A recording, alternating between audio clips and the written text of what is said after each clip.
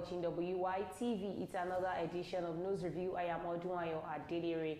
And with me in the studio this afternoon, I'm Ambassador Rochi Morilua. Good afternoon, good morning, good evening, wherever you are watching WYTV. Please keep on watching WYTV. You can connect us on all our social media platforms. We're on Facebook, on YouTube, on X accounts, on TikTok, on Instagram, at Wisdom Yard Online TV. You can as well do well to join our WhatsApp community on 07010108549. Can send in a DM. And to all our viewers home and abroad, we say a very big thank you to you. To our sponsor, who is ever ready to sponsor us, is Nokpa Herbals. We say a very big thank you to you. Nokpa Herbals deals with Nokpa Herbal mixture, Herbal Cool, Herbal Tonic, Herbal Bitters, Herbal Flusher Powder, Herbal Energy Powder. Whichever you need, you can send a DM. We would attend to you as soon as possible. And do not forget to adorn your health with herbals, because health is wealth. Even though Nigeria might be tough, please do well to take care of your health. It is important. So, you know how we do it on the show. Bring to you news that makes it talk. We're going to short commercial break to our sponsor. When we come back, we'll talk on the one we should talk about. But we'll not be the only one talking. You can drop your own comments in the comment section as well. Let's rub our minds together. So, on Punch newspaper this morning, we have Borno flood, 1 million persons affected, 414,000 displaced. Marketers, refineries demand total subsidy removal. Student loan beneficiaries lament delayed allowance. Hunger protesters get 10 million naira bail barred from further demonstrations. On Vanguard newspaper, we have court jails father of 4 for raping wife's 17-year-old sister. Don't blame Tinubu for NNPCL's business decisions or mockery. Global labor movement petitions Tinubu over alleged rights abuse. On Daily Post newspaper, we have Peter Obi seeks support for flood victims. 2027, Jonathan won't run for president, ex-First Lady Patience. Portable orders stocks to beat dealer over failure to deliver new car. These are the news that made it to the talk today. Let's go on a short commercial break to our sponsor, Nokpa. When we come back, we'll continue from where we stop. Don't go nowhere. Stay tuned. We'll be right back.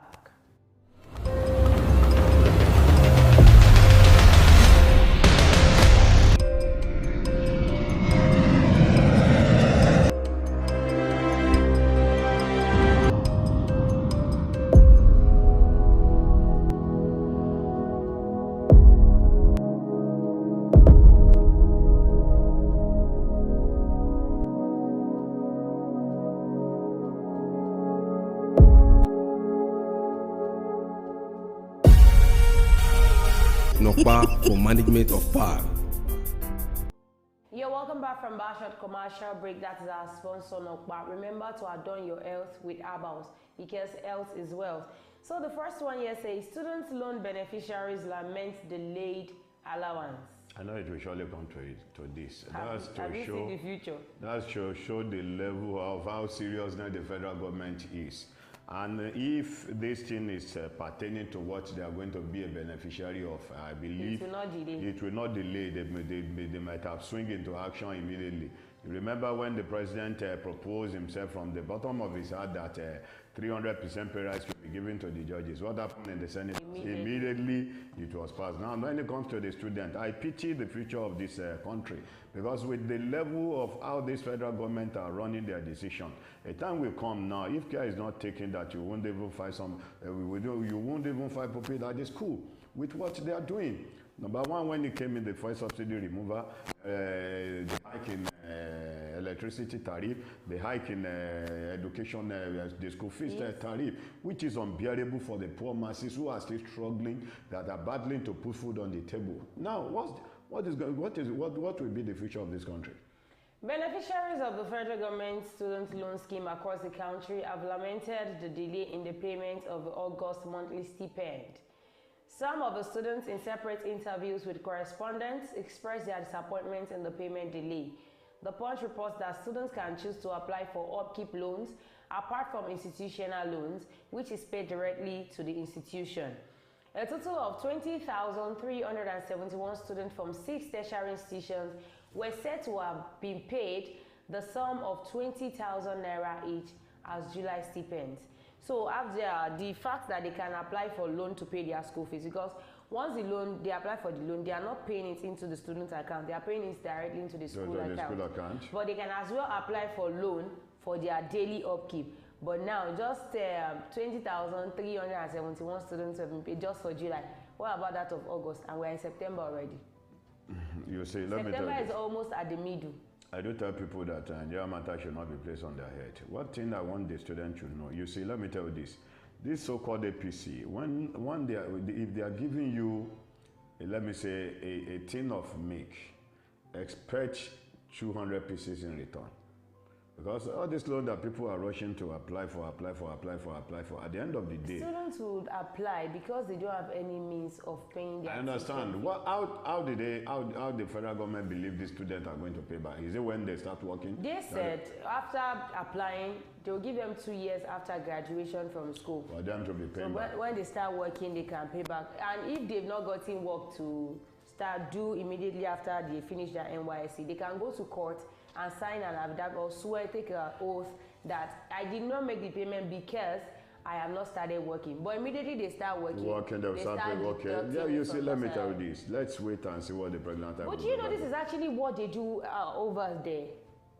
Loan. There are student loan there. Can you compare their own system with what you have in Nigeria? That's just it. Nigeria, we don't have a database. The only database we have is for those people that are in power today, that their database is automatic.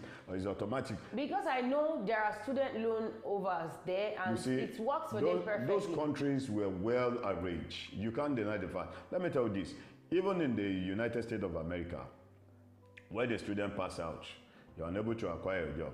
Right from the day you pass out, before you get a job, you are going to be paid some allowance for feeding. They are going to be paid some certain amount of money for your feeding allowance throughout the month. So they don't expect you to steal. So when such student went into robbery or went into stealing, if he's been caught, he will definitely face the wrath of the law, because all what you need has been provided for you not to be able to look into another people's belonging.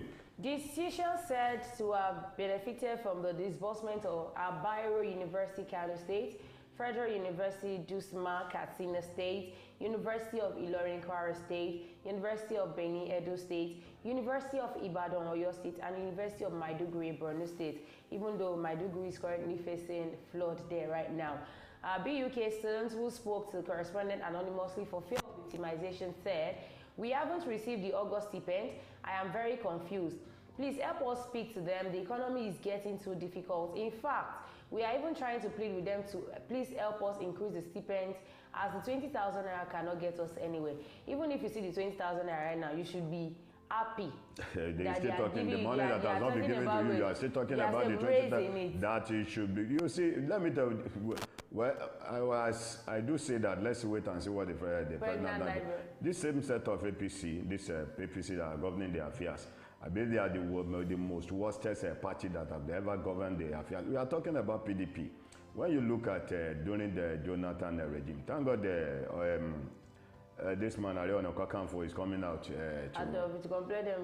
complain and to lodge a complaint to the federal government and accuse the sitting president that he has failed in Nigeria, because they saw him as a messiah that is going to deliver this. But now, let me tell you this: the Bible says the expectation of the righteous shall not be cut off. The expectation of this Nigeria has been cut short with what we are seeing in the face of the country. The second one here says, "Don't blame Tinubu for NNPCL's business decisions on Ukraine." Who else should be blamed? Where the president, right from the period of the Muhammadu Buhari, the president of the Federal Republic of Nigeria has been the Minister for Petroleum.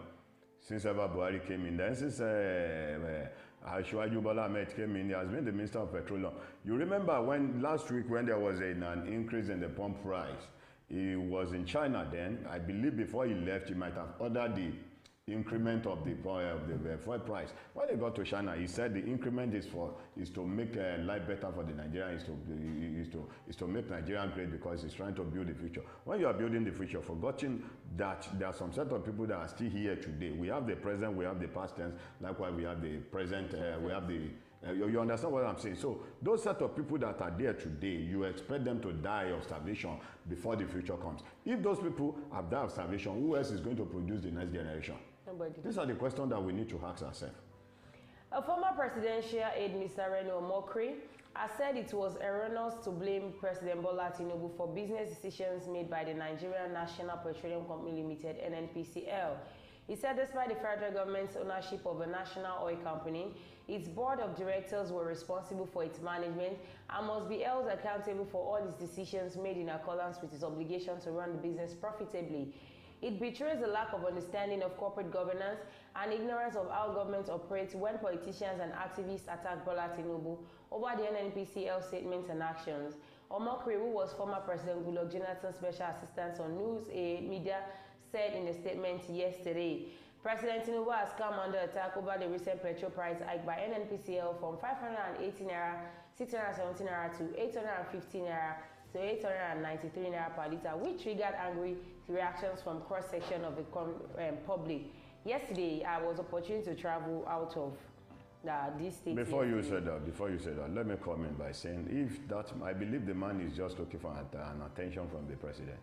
Because if he's not looking for attention from the president, he would have come out to mention it, to utter that kind of statement out, that there was a word against Tinubu over the hike. I beg to disagree with what you said, sir. I disagree. I beg to disagree with what you are saying. Let me tell you this. Can't the NNPC, a sector under the federal government, do something without the consent of the president? When this man that owns this cement, you are talking of Dangote? No. That wanted to sell for 3,500 naira. Yeah, Bua, yeah, thank you so much. When he came and said he has done his own part, that he has fulfilled his own promise by selling the cement for 3,500 naira, that is those that are selling to the consumers that are not. You said I did not do his job to the extent that he would have enforced. What Reno Omokri is now saying is Tinubu cannot be blamed because this man, the person that is currently sitting as the NNPC president, has been given the mandate to run it as a profitable business. Whatever he does, the blame should be on the person, not on the president. Let me tell you this. Who gave him the order to run it as a business entity? Who gave him the order? Is he not receiving an order from somebody? He can choose. For instance, now, let me tell you this. He can choose to For do instance, it now you were being placed in a company now, where the CEO of the company told you, run this organization as a business something. Whatever that bounces there, bounce back to the CEO because you are not doing it on your own expense. That is the reason why I said the NNPC cannot be blamed, but the president who gave them the order, not even minding what the masses are going through.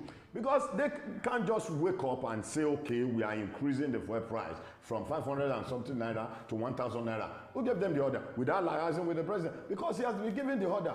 He's acting on somebody's order. The last but not the least, 2027, Jonathan won't run for president. Ex-First Lady, Patience. Well, he's the wife of the former president. And he has been there for good, I think, 6 years. He was there 2 years before before Yaradua died. Then he has been there for 6 years. I believe she knew what they went through when they were there. Maybe some of those things that they went through from the hand of this opposition party, blaming Jonathan or protesting against Jonathan so they may gain access to Aso Rock, which they did. Finally gain access to Aso Rock. At the end of the day, they have nothing in their head to offer the old Nigeria. You see, let me tell you this. If the wife of Jonathan is telling Jonathan to come back into it, was like you setting a death trap for your husband. Because you see, there are some set of people. How old is Jonathan in politics compared to this set of cabals that are there today? How old is him? What kind of experience did he have to run the affairs of the country? When this set of people are still there to come out, even if Jonathan cough, they will tell you, Jonathan has eaten the whole Nigerian money. Did you remember when Jonathan came out one day to address the public? What happened from this opposition leader that are there? They said, Jonathan, every blessed day he used to get drunk before coming out to run the affairs of the country. And this set of people had to invite Jonathan. They almost all of the ex-president to come to Aso Rock, and was with them that Are they doing well? What do you expect Jonathan to say? Will Jonathan say, no, you are not doing well? President Jonathan said this. She said her husband already attained the highest in the political race. So what else is he looking for at the presidential villa, saying he wants to contest? Talk about being the president of the country. My husband has been the president of this country. So what is he looking for? So he said everything the husband can only do now is just to support the present administration that is out there. Whichever new administration that is coming out to the country, ours is just to give them support. For every phases of this thing in political phase, my husband has touched everything. Now President Jonathan is now coming out again to say, for all Nigerians, we have to work together in one accord to get to our promised land. But what I'm going to say now is, we poor masses are trying to work together in one accord, but the government is trying to let me tell you this. Break us apart. This wife of the ex-president is a public figure. And there is something that I want you to know. Okay. There is a drum they normally beat in the Yoruba land. Dance on. I'm at your back. I'm behind you. I'm behind you. At the end of the day, you will later discover that those set of people that say dance they are behind you, they are telling you to dance into pitch. Not until when you fall, they say, okay, no problem. Let me tell you this, you do to others what you expect others to do to you. But this woman coming out, which the words that the woman is uttering out, then you can sense some maturity in those words. Because when there was this woman come out, if it was Asiwaju Bola Ahmed Tinubu that was in power, that Jonathan campaigned against, and Jonathan was in power today, let me tell you this, I see it running in the vein. The blood runs in the blood of Asiwaju Ahmed Bola Tinubu. His life is full of critics. He's always a criticizer. If it happens to be Asiwaju Bola Ahmed Tinubu that Jonathan is there today, what will Asiwaju Bola Ahmed Tinubu will be doing? It is well, Nigeria will work again. All right, we've come to the end of News Review today. Do not forget to follow us on all our social media platforms. We're on Facebook, on YouTube, on X account, on TikTok, on Instagram, at Wisdom Yard Online TV. Thank you, Ambassador Rilu Arutimi. Thanks for having me. Thanks to our sponsor, Nokpa. I'll also say a very big thank you to you. So we'll come again on your screen tomorrow. I remain my humble self, Ojunayo Adelere. Be good and be fine. Bye for now.